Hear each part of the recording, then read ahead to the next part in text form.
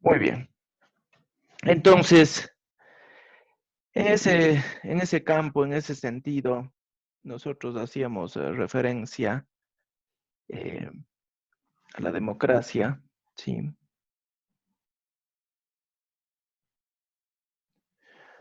A la democracia como una forma de gobierno interesante, ¿sí? Es una forma de gobierno. Pues destacaba la relación, ¿no? Relación, poder y persona. La gran preocupación de la democracia viene a centrarse en la forma de gestionar ese poder con las personas. Entonces, en efecto, la democracia va a necesitar una serie de instituciones al interior del Estado. Requiere entonces de una suerte de institucionalización.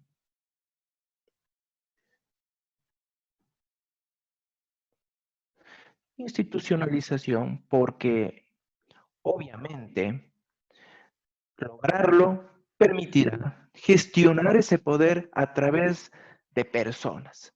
¿Qué personas? Esa es la gran pregunta. Estas personas van a ser los funcionarios públicos. Los funcionarios públicos. Pero además de los funcionarios públicos, aquellos individuos, aquellos ciudadanos que desean participar en la vida pública. Entonces, ciudadanos que participan. Que participan obviamente a través de diversos mecanismos de participación ciudadana. Esta institucionalización, ¿sí? Va a requerir una base muy importante, muy interesante de estructuras gubernamentales. Aquí estamos hablando ya de la estructura gubernamental. Y desde luego esa estructura gubernamental es del sector público. El sector público, el Estado, desde un enfoque democrático, va a requerir con urgencia la presencia de instituciones públicas que están presentes ahí para poder gestionar ese poder público, para poder gestionar ese conjunto vasto, amplio de prerrogativas públicas, pues, ¿no? Entonces, el sector público comprende un universo enorme. El sector público comprende una serie y un entramado enorme de instituciones públicas, pues no. Artículo 225 de la Constitución. ¿Qué pasa en el artículo 225 de la Constitución? Amalia, tomas nota del 225, no, para que lo lean, ¿no? Ya, doctor. ¿Qué pasa con el artículo 225? Cuando ustedes lo vayan a ver ya en breve, van a encontrarse de que este artículo hace referencia al sector público. Y el sector público comprende, dice este artículo, eh, y detalla 4 niveles, 4 numerales. El primero nos llama mucho la atención porque dice las funciones del Estado, obviamente la ejecutiva, la legislativa, la judicial, transparencia y control social, y la electoral, pero a continuación dice, coma, y dice, y sus dependencias.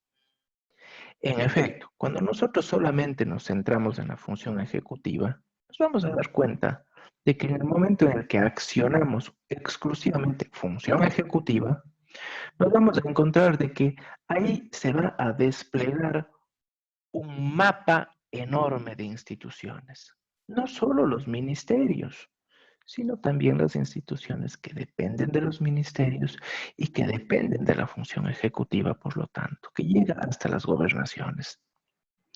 Bajo ese contexto, noten ustedes que todas ellas y todo ese conjunto del sector público va a estar presente ahí precisamente para poder gestionar ese poder, para poder distribuirlo sobre los funcionarios públicos que ejercen cierto tipo de prerrogativas públicas, ¿sí? Todo en el marco de la democracia. ¿Para qué? Pues para evitar concentración de poder. Entonces, la lógica es evitar concentrar el poder, ¿no?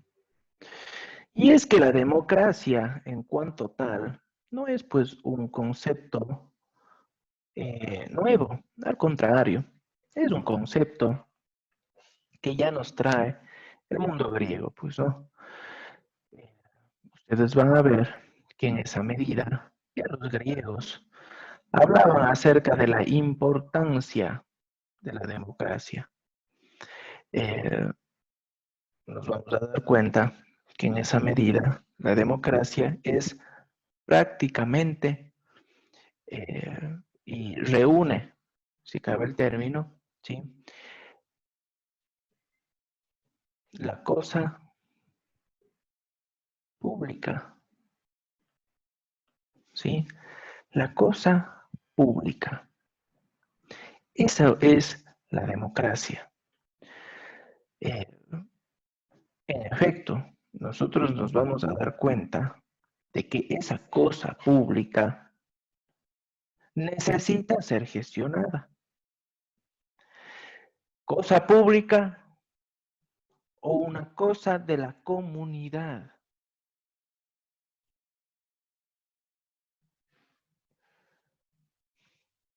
Esta cosa pública necesita entonces el conjunto de voluntades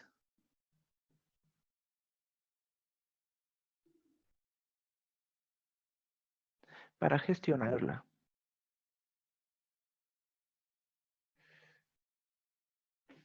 En su momento ya Aristóteles pues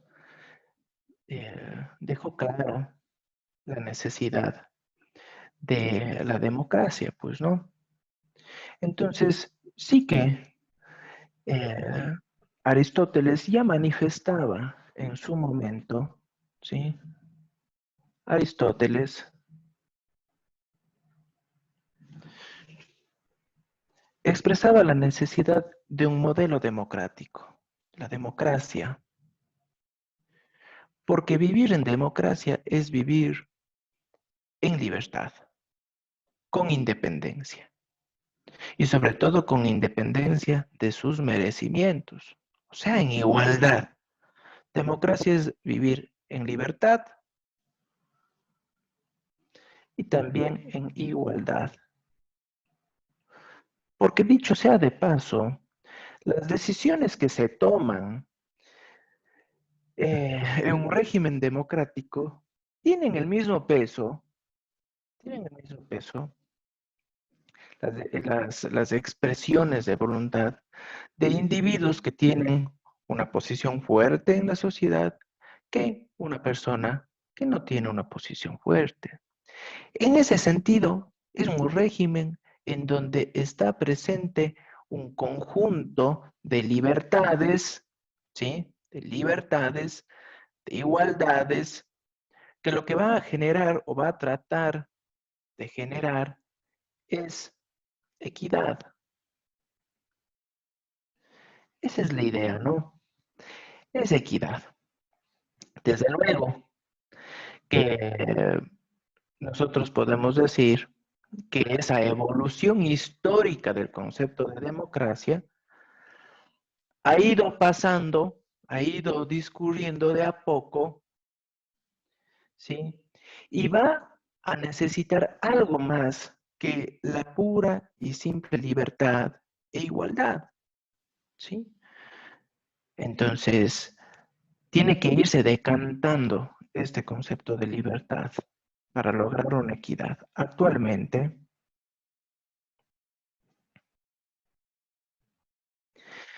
para estar en un modelo democrático importante, necesitamos, y de cerca, ¿no? Lograr una cierta libertad, una cierta igualdad formal en el campo económico y en el campo social. Actualmente, entonces, necesitamos igualdad y libertad,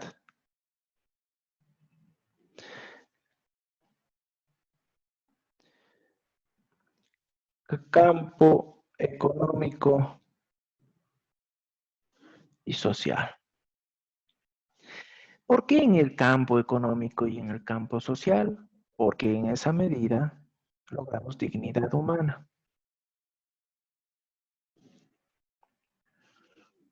Ahora ya se escucha de que necesitamos democratizar.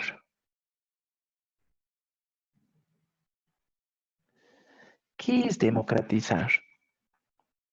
Democratizar lo que pide, lo que exige esta palabra es evitar que cierto tipo de bienes o servicios se concentren en ciertos sectores de la sociedad, ojo, en ciertos sectores de la sociedad y que no llegan a los más vulnerables, evitando por obvias circunstancias su desarrollo económico y social. ¿Como qué, por ejemplo? Como por ejemplo el Internet. Y es palpable, ¿no? Lo que está viviendo el Ecuador, y no solamente el Ecuador, sino el mundo, pues, en materia de Internet. Tal vez nosotros tenemos la bondad de tener un sistema de Internet que nos permita tener una educación virtual, ¿de acuerdo? Pero estamos en una ciudad. ¿Pero qué pasa con las comunidades rurales que no tienen un servicio de Internet importante, deseable y que les permita a todos acceder a estos beneficios de la educación virtual? ¿Qué sucede con ellos? Obviamente no van a tener la misma cobertura educativa, lo cual está generando ya una brecha educativa. ¿Qué pasa en esa medida? En esa medida hablamos de esto, ¿no? De democratizar. Esa es la idea clave, ¿no? La democratización de bienes y servicios. En este caso estamos hablando de un servicio, ejemplo, Internet. Esta democratización está a cargo del Estado. Es el Estado quien, con su política pública,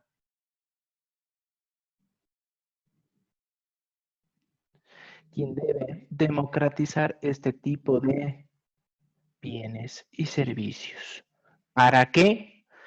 Para contribuir a disminuir esas brechas que se están presentando entre ciertos sectores de la sociedad que impiden el desarrollo económico y social de la persona. Por lo tanto, su dignidad humana obviamente se ve restringida. ¿Qué tendría que hacer el Estado este rato?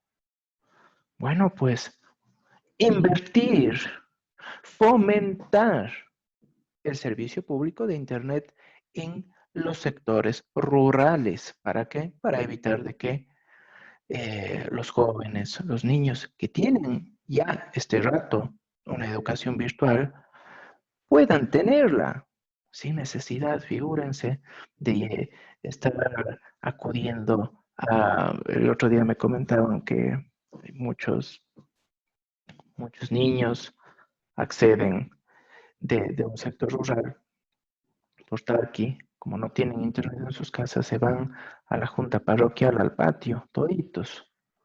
pero un Internet de a perro. Eso no puede ser. ¿Eso qué genera? Eso genera una mayor brecha de desigualdad.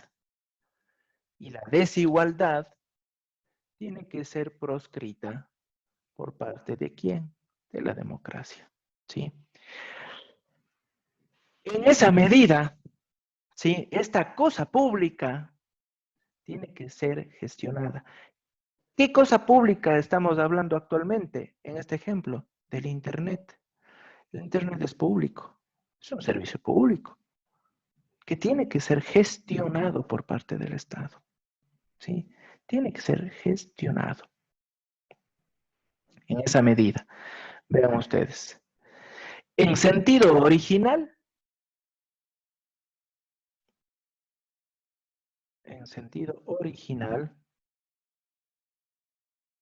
la democracia tiene una acepción muy interesante. ¿Por qué? En ese sentido, hablamos nosotros de kratos, ¿sí? Y de demos. Ambos, ¿sí? Ambos. Lo que está diciéndonos es el poder o el gobierno del pueblo.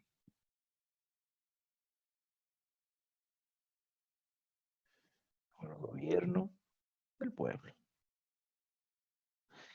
Es el pueblo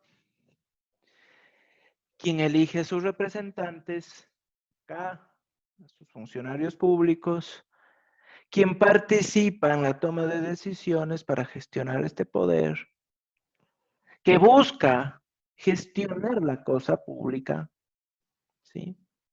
La cosa de la comunidad. Y sí que en esa medida lo que busca, como decimos, es libertad, es igualdad, ¿sí? Es igualdad.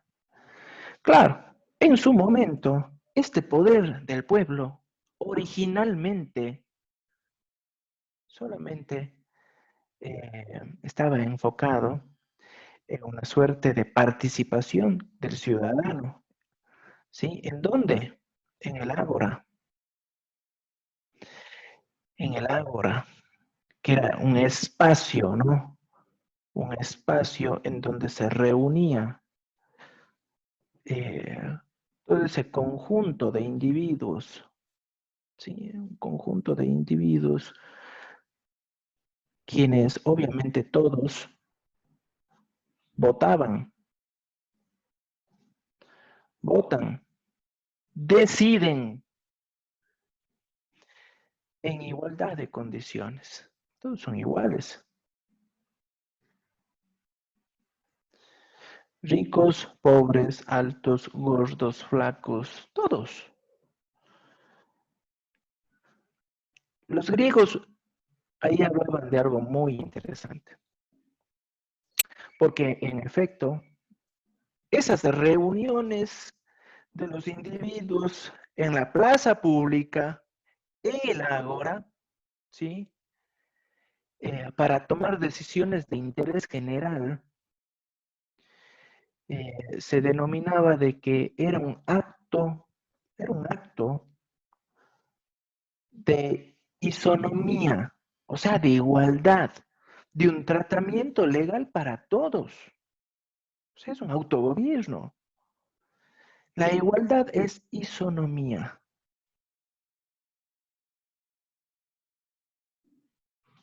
Es isonomía. Esa es la clave, ¿no? Un tratamiento legal igualitario. Ningún voto vale más que otro. ¿Sí? Ningún voto vale más que otro.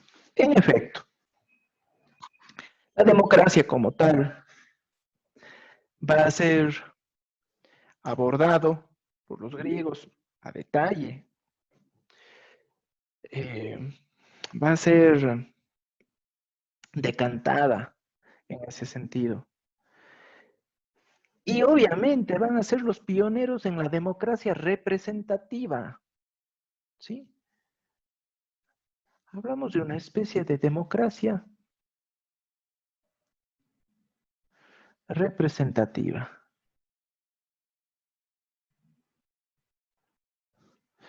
Una democracia representativa porque lo que busca es que a través de ciertos individuos sean estos los que reciben el poder ciudadano para que ellos tomen las decisiones. Estamos nosotros delegándoles, estamos delegando de que tienen ellos un poder supremo, la representación del pueblo. Claro, la democracia va a desaparecer muchos siglos, sí, muchos siglos, hasta el pensamiento revolucionario francés del siglo XVIII. Ese pensamiento revolucionario del siglo XVIII forjó y retomó el concepto de soberanía popular. Entonces, desde luego, vean ustedes de que esa idea de la soberanía popular ya va a estar presente en el pensamiento de Robespierre, en pleno fragor de la batalla de la Revolución Francesa. Y sí que Robespierre nos va a decir de una manera muy clara que esa democracia, ¿sí? La democracia es un estado en donde el pueblo como tal, ¿sí? El pueblo como tal goza de soberanía. Está regido por leyes, que además esas leyes son construcciones propias y suyas. Y además, ese individuo puede hacer todo lo que puede hacer, todo lo que se le permite hacer. O sea, la propia ley le está diciendo, tú puedes hacer todo, siempre y cuando, cuidado, no lesiones el interés de terceros, o siempre y cuando ellos no lo prohíban, pues. Entonces, bajo ese contexto, ya deja señalado algunos efectos hasta de la propia ley. Noten, ¿cuáles eran esos tres efectos? De que la ley manda, prohíbe y permite. Entonces, bajo ese contexto, eh, ya Robespierre habla de ese principio de soberanía que está dentro del enfoque democrático. Un enfoque democrático que lo que quiere y pide es representación política y un Estado de derecho que reemplaza a la monarquía absoluta. Por eso, vean ustedes cuáles son los ideales de la Revolución Francesa. Libertad, igualdad, fraternidad. La democracia pide libertad. La democracia pide igualdad. Y cuando hablamos de equidad, la equidad, pues, es vivir en paz. La equidad es vivir en fraternidad. Son ideales de la Revolución Francesa, pero que son retomados desde el mundo griego. Entonces, si es que esto es así, vean ustedes que la democracia propiamente dicha tiene tiene sus puntos interesantes. Actualmente, no olvidar, ¿no?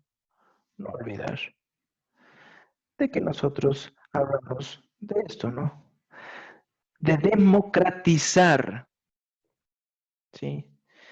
Por ahí hay incluso una especie de acepciones que dicen, vamos a democratizar la democracia. Chuta, todos nos quedamos, híjole, ¿y ahora qué es eso? Democratizar la democracia. Y actualmente eso empieza a estar de moda cuando se empieza a hablar de la gobernanza multinivel,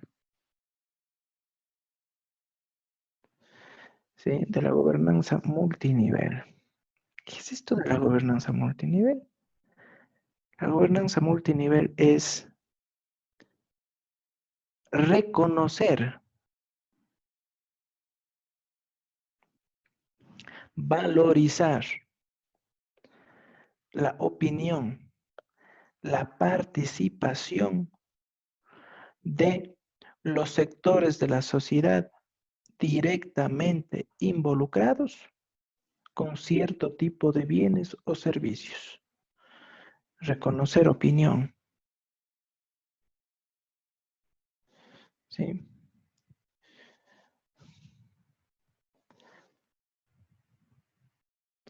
Entonces, si hablamos, por ejemplo, de la gobernanza del agua,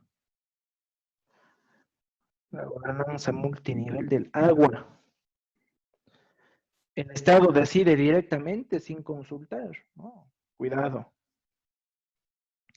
La gobernanza multinivel pide que los actores sociales directamente involucrados con la gestión del agua, de la gestión de los recursos hídricos, tomen parte activa en las decisiones, como está pasando ahora con la consulta popular. Porque también se tiene que consultar eventualmente la pertinencia de la explotación minera a comunidades que directamente están afectadas o que van a ser afectadas en sus recursos hídricos, en su caudal hídrico, fruto de la explotación minera, por ejemplo. Gobernanza multinivel. Entonces ahí viene esa idea de democratizar la democracia. O sea, es súper rimbombante, ¿no? Es bastante, tiene un cliché ahí interesante, pero vean ustedes, se logra mediante la gobernanza multinivel, que es un concepto súper nuevo aquí en el Ecuador. Internacionalmente ya se lo ha tratado. Entonces, es eso. ¿Alguna pregunta? ¿Alguna pregunta que se requiera o se desee hacer? Vamos a ver ahí y volvemos con las cámaras. Dejo de grabar.